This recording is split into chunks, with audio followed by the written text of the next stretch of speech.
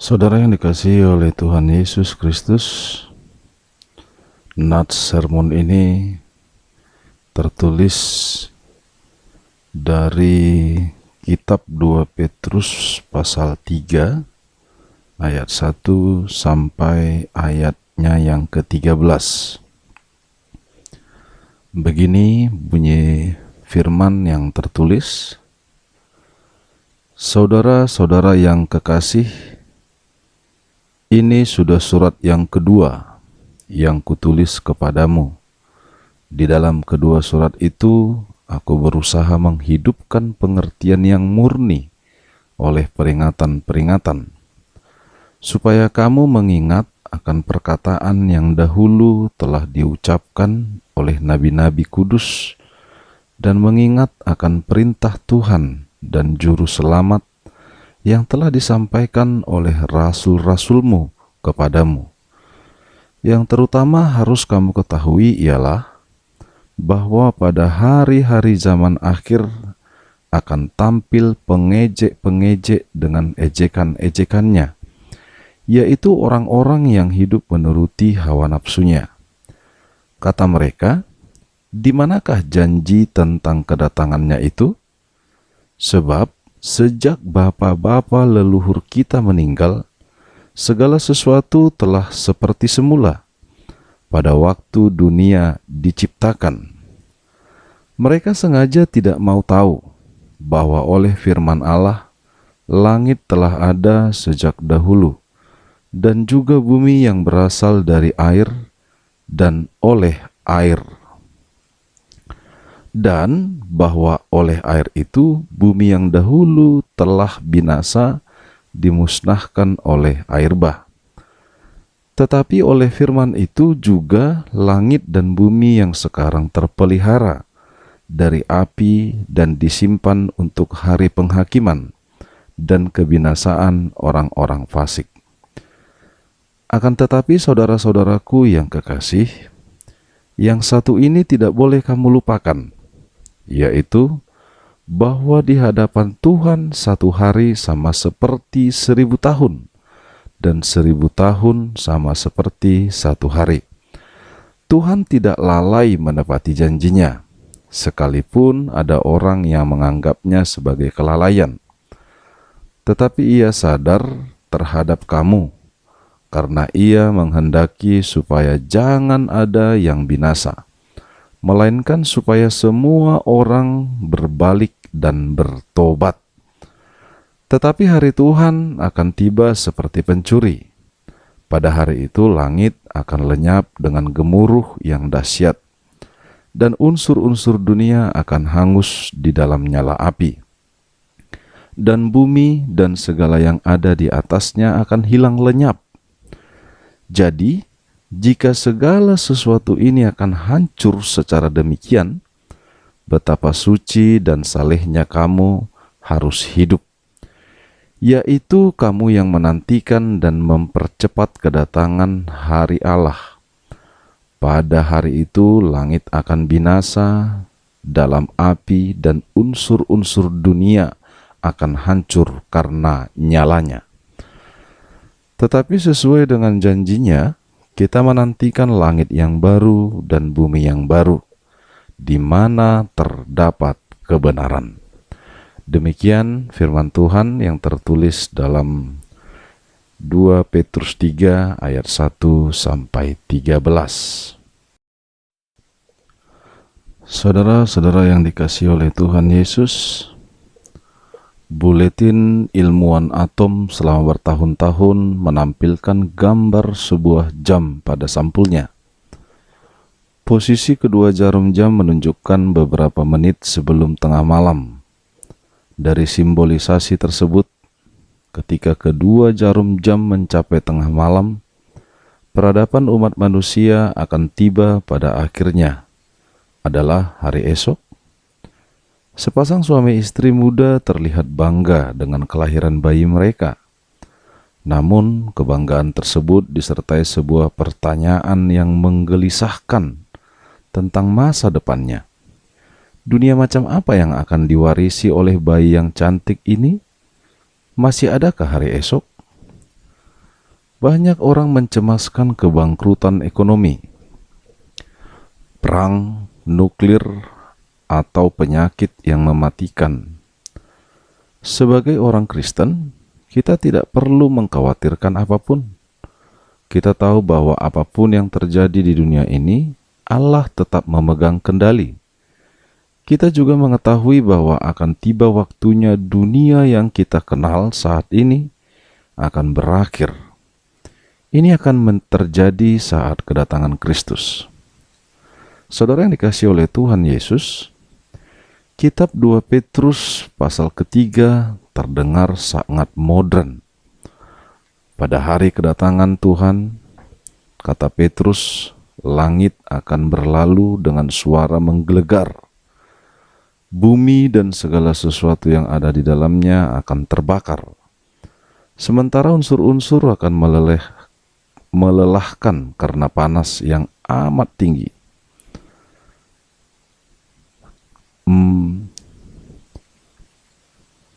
Bumi dan segala sesuatu yang ada di dalamnya akan terbakar. Sementara unsur-unsurnya akan melelehkan karena panas yang amat tinggi.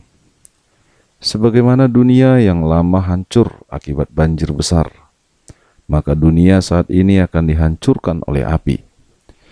Di tempat kehancuran itu terjadi akan ada langit yang baru dan surga yang baru, tempat kebenaran akan bersemayam. Kata yang diterjemahkan sebagai baru bermakna jenis yang baru.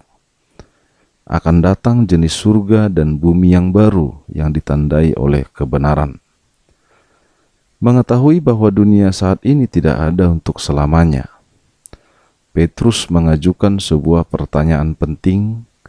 Jika segala sesuatu ini akan hancur secara demikian, betapa suci dan salehnya kamu harus hidup? Atau bagaimanakah kesucian dan kesalehan kita untuk menghidupi dunia ini? Saudara yang dikasihi oleh Tuhan Yesus Kristus, jika kita bertanya, adakah hari esok? Berarti ada yang namanya pengharapan dalam kehidupan kita. Yang pertama, kita mengharapkan kedatangan Kristus kedua kali atau kali keduanya. Sebagian orang mungkin mengejek keyakinan Kristen tentang kedatangan Tuhan yang dinyatakan tak lama lagi. Pada zaman Petrus, para pencemooh melihat sekeliling mereka dan tidak melihat ada perubahan sedikit pun. Mereka yakin bahwa kepercayaan Kristus akan datang kembali dan bumi akan kiamat tidak memiliki dasar. Artinya bahwa kepercayaan kita, seperti yang tertulis dalam kitab suci kita, bahwasanya bagaimana mungkin kitab suci kita itu benar yang menyatakan bahwa hari Tuhan sudah dekat atau hari kiamat sudah dekat, seperti pernyataan orang-orang kebanyakan. Pengingat sejarah mencemooh keyakinan akan kedatangan Kristus kali kedua, sama artinya dengan mengabaikan setidak-tidaknya satu fakta sejarah. Allah pernah menghancurkan bumi sebelumnya. Yang kedua, kita hidup sebagai warga dari dunia. Orang Kristen tidak pernah menjadikan dunia ini sebagai satu-satunya pusat dalam hidup mereka. Kita dikenal sebagai warga dari dunia. Keyakinan kita di dalam Allah adalah, meskipun dunia akan berakhir, kita masih memiliki dunia yang lebih besar untuk kita tinggali dalam kekekalan. Dunia saat ini bukanlah rumah kita. Surgalah yang menjadi rumah kekal kita. Bisa kita lihat dalam Filipi 3 pasal 20. Saudara yang dikasihi oleh Tuhan, adakah hari esok? Terkadang kedatangan Kristus terasa amat jauh. Walaupun demikian, itu pasti akan terjadi. kita diingatkan bahwa Allah tidak menghitung waktu seperti cara kita gunakan atau seperti yang manusia gunakan pada umumnya. Bagi Tuhan, satu hari setara dengan 1000 dan 1000 tahun setara dengan satu hari. Lepas dari batasan waktu dan ruang yang ada di dunia, waktu dihitung dengan cara yang berbeda. Tertundanya kedatangan Kristus kali kedua adalah perbuatan belas kasih. Sementara kita bertanya-tanya mengapa kedatangan Kristus seperti ditunda, Alkitab mengatakan bahwa ini petunjuk akan belas kasihan Allah dan bukan kelalaian. Semakin lama Dia menunda kedatangannya, semakin besar kesempatan bagi manusia untuk datang kepadanya dengan pertobatan dan iman. Tuhan akan datang tiba-tiba dan tak terduga. Kita tidak dapat mengabaikan atau menghindari kedatangan Tuhan kali kedua. Peristiwa itu akan terjadi secara mendadak dan tak terduga. Saat hidup berjalan normal seperti biasanya, tiba-tiba seperti pencuri di tengah malam, Kristus akan kembali dan dunia kita akan berakhir. Saudara yang dikasihi oleh Tuhan, kalau kita bertanya, adakah hari esok? Yang paling penting yang perlu kita renungkan ialah tingkah laku kita. Tingkah laku itu meliputi kekudusan, pengharapan, kesaksian kita. Tentang kekudusan, kita harus menjalani kehidupan Kristen seutuhnya dalam penantian akan kedatangan Kristus. Ini bukan masanya untuk melakukan percobaan terakhir atau membuang-buang waktu selama memungkinkan. Jika kehidupan Kristiani mengenal bonus, inilah saatnya Tuhan memberikan bonus itu kepada kita. Selama akhir zaman belum sampai, artinya kasih Tuhan sangat-sangat besar terhadap kehidupan kita. Tentang pengharapan, kita harus memiliki sikap berpengharapan. Sekalipun akhir dunia membawa ancaman, tetapi ini juga membawa harapan. Kita tahu bahwa Allah akan mendirikan kerajaannya yang kekal, dan seluruh umat manusia, terkhusus bagi orang-orang yang sudah percaya kepada Kristus, harus tetap berpengharapan. Jangan putus asa oleh karena keadaan atau apapun di dalam kehidupan kita. Percayalah, Kristus mempersiapkan apa yang baik, dan kita memiliki pengharapan akan kehidupan kita yang kekal. Yang ketiga, tentang kesaksian. Kita harus memanfaatkan kedatangan Kristus sebentar lagi sebagai suatu kesempatan untuk bersaksi.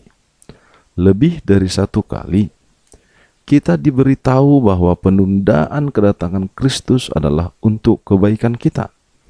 Ini memberikan kita kesempatan bagi orang lain untuk menerima anugerah-Nya.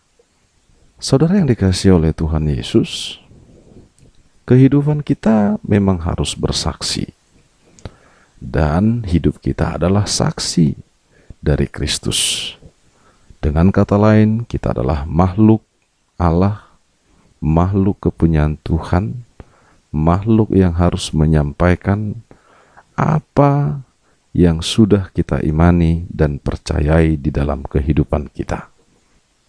Yang terakhir, saudara yang dikasihi oleh Tuhan Yesus Kristus, Yesus berulang kali memperingatkan atau mengingatkan kita bahwa kita harus menyiapkan diri menyambut kedatangannya. Suatu hari, Dia akan datang kembali. Pada saat itu kita akan berjumpa dengannya dengan sukacita, atau kesedihan. Tergantung persiapan yang sudah kita lakukan. Akan seperti apakah Anda? Adakah hari esok bagi kita? Akan ada hari esok yang kekal di hadirat Kristus. Atau hari esok yang kekal itu hanya dimiliki oleh orang-orang yang percaya dan hidup di dalam kebenaran Kristus serta kasih Allah di sepanjang kehidupannya. Oleh karena itu, saudara-saudara yang dikasihi oleh Tuhan Yesus Kristus, marilah kita jadikan kehidupan kita menjadi bahagian yang senantiasa menantikan Tuhan di dalam pengharapan dan kasih. Tuhan Allah memberkati kita. Shalom.